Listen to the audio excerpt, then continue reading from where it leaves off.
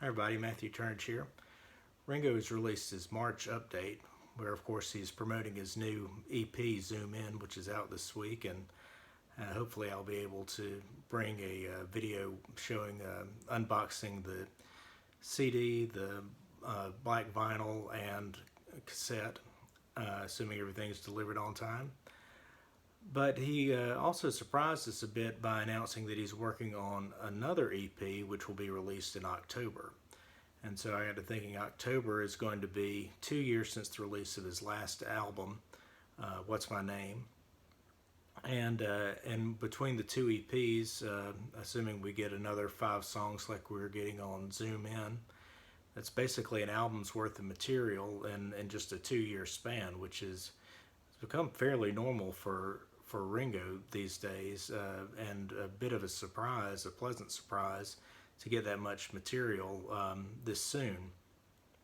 I have to confess, though, as I thought about it, one thing that did strike me is that by releasing 2 EPs instead of one album, and giving the price point of Zoom In and assuming similar price points for this follow-up EP, I'll end up paying a lot more for these 2 EPs than I would have for just one LP.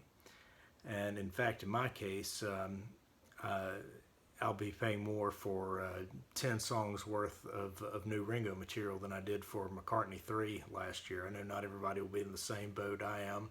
Several people went with several color variations on McCartney 3.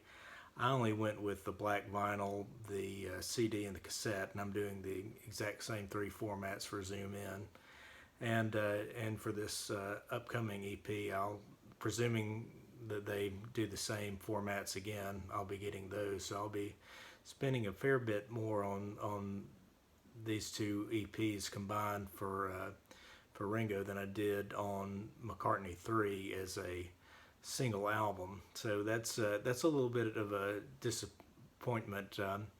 However, I will say I don't think Ringo planned it that way. I don't think he decided to release 2 EPs in a way to squeeze more money out of the fans. I'm sure what happened was, he had planned a tour in 2020. The pandemic didn't allow that to happen.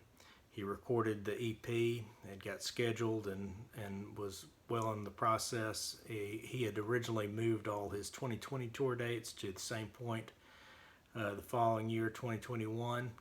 And then, here as we've gotten into 2021, decided he's not going to be able to tour as originally expected. So he's taking the extra time he's going to have this year and recording this second EP.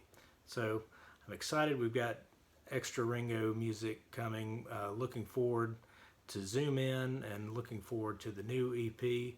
But I tell you, one thing about being a Beatles fan is you're never going to run out of ways to spend your money on their products. But on the bright side, Ringo is 80 and he'll be 81 before the second EP comes out.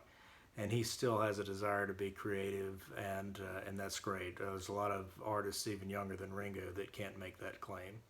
Hopefully we'll get some new Paul music too, maybe in another year or so. I'd love for him to put his time to use in putting out even more new music, especially if it's at the same level of quality as McCartney 3. And all indications are Zoom In is going to be at least as good as What's My Name, which I really enjoyed. So bring on the new Ringo. My wallet will get over it. And I'm interested to hear what you guys think about Ringo's second EP coming up later this year. Let me know if you're excited about it, and if you're going to be going in on the various copies like I am on Zoom In. See you later.